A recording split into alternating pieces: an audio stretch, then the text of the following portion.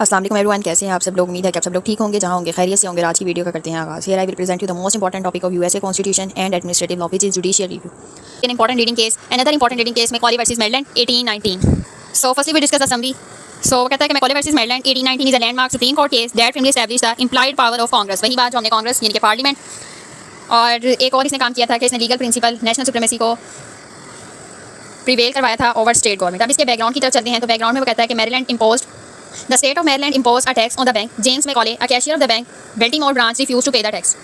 अब एक स्टेट थी जिसका नाम था जी मैरीलैंड, और वो मैरीलैंड स्टेट के साथ फिर जो है वो मैकॉले एक जो बैंक के कैशियर था उसका कुछ कंट्रोवर्स हुआ था, जिसके थ्रू हमें ये पता चला था कि लॉ मेकिंग बॉडी यानी कि पार्लियामेंट या लेजिस्लेटर उसके पास भी कुछ इम्प्लाइड पावर्स होती हैं। जब भी उसको रीजनेबली नेसेसरी यानी रीजनेबल जो है वो जजमेंट करनी पड़ती है तो उसके पास एक इम्प्लाइड पावर आ जाती है। तो उसके लिए उसने कहा कि बैकग्राउंड यानी कि बैकग्राउंड में हमने सबसे पहले डिस्कस किया कि इसके अंदर ये क्या यानी कि इसकी हिस्ट्री क्या है। तो एक स्टेट थी जी मैरीलैंड जिसने एक बैंक के ऊपर जो है वो टैक्स इंपोज किया था, और वो टैक्स पे करने के लिए मैकॉले जो कि उसका एक कैशियर था उस बैंक की ब्रांच का, उसने रिफ्यूज़ कर दिया था। अब मैरीलैंड ने कुछ आर्गूमेंट्स दिए थे उस रिफ्यूज़ल के लिए। उसने कहा कि Congress had no constitutional authority to establish a national bank.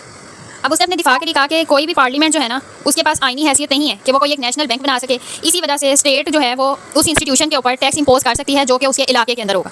State को उसने कह दिया था कि स्टेट जो है उसके पास सुप्रीमेसी है, यानी कि नेशनल सुप्रीमेसी को इसने जो है वो लीगल प्रिंसिपल को रिजेक्ट किया था। इसने कहा था स्टेट गवर्नमेंट के पास एक ये राइट है कि वो ऑपरेट कर सकती है टैक्स जो भी उसकी टेरिटरी के अंदर जो है वो इंस्टीट्यूशन आता है। अब कोर्ट ने कुछ फिर इशूज अराइज हुए कोर्ट के पास डिसीजन जाने से पहले। उसने कहा कि कांग्रेस के पास क्या कॉन्स्टिट्यूशनल अथॉरिटी है कि वो कोई एक नेशनल बैंक बना सके। दूसरा उसने कहा कि क्या स्टेट के पास भी ये पावर है कि वो एक फेडरल इंस्टीट्यूशन को जो है वो यानी कि सूबाई इदारे को जो है टैक्स इंपोज कर सकती है एक रियासत। अब डिसीजन किया गया था अंडर द सुपरविजन ऑफ या under the authorised authority chief justice John Marshall, जिन्होंने ये जजमेंट डिलीवर की थी। सबसे पहले उन्होंने आंसर किया था इस इशू का कि क्या कांग्रेस जो है वो कॉन्स्टिट्यूशनल अथॉरिटी रखती है नेशनल बैंक क्रिएट करने के लिए। तो उसने कहा था कि कांग्रेस जो है वो किसी भी बैंक की क्रिएशन कर सकती है बाय इम्प्लाइड अथॉरिटी। अब इस तरह से डिस्क्राइब किया गया, इस सिनेरियो को इस तरह से क्रिएट किया गया। उन्होंने कहा कि although the constitution did not expressly authorise Congress to establish a bank, such authority was implied under the necessary and proper clause. वैसे उसने कहा कि एक्सप्रेसली अगर हम देखें तो उसके पास कोई कॉन्स्टिट्यूशनल पावर नहीं है कि वो किसी बैंक को एस्टैब्लिश कर सके, लेकिन इम्प्लाइड पावर है। इम्प्लाइड पावर से मुराद है on the time of necessity या प्रॉपर क्लाउज के थ्रू ये किसी पावर को अगर एक्सरसाइज करती है तो this is under the category of implied power. तो उस इम्प्लाइड पावर के थ्रू जो है वो नेशनल बैंक को क्रिएट किया जा सकता है। ठीक है, उसने कहा the court held that Congress possess not only express power but also implied power necessary to carry out its constitutional function, यानी कि अपने आईनी काम करने के लिए अगर उसी किसी जरूरत पड़ने पर कोई जगह अपनी पावर को इम्प्लाइड पावर के तौर पर यानी कि एक्सप्रेस करना पड़ता है तो उसके पास पावर है। फिर आता था जी कि क्या फेडरल इंस्टीट्यूशन के ऊपर स्टेट टैक्स पे कर सकती है या इंपोज कर सकती है। तो उसने कहा कि Melbourne could not tax the bank, कि मेलबर्न के पास पावर उसने कहा कि नहीं है, यानी कि किसी स्टेट के पास पावर नहीं है कि वो किसी फेडरल इंस्टीट्यूशन को जो है वो टैक्स इंपोज कर सके। The court ruled that a state can not tax a federal constitution because allowing state to tax federal institution would enable them to interfere with federal authorities. कि अगर एक state किसी फेडरल इंस्टीट्यूशन के ऊपर tax impose कर रही है, अगर उसको इस चीज़ की इजाजत दे दी जाती है तो इसका मकसद ये है कि वो फेडरल अथॉरिटीज़ के साथ भी कल को इंटरफेयर करेगी, उनके मामला में इंटरफेयर करेगी। इस वजह से इस फेडरल नॉन इंटरफेरेंस को प्रिस्क्राइब करने के लिए या प्रेफर करने के लिए मेलबर्न को जो है उन्होंने कहा था कि ये इंपोज नहीं कर सकता बैंक के ऊपर टैक्स को।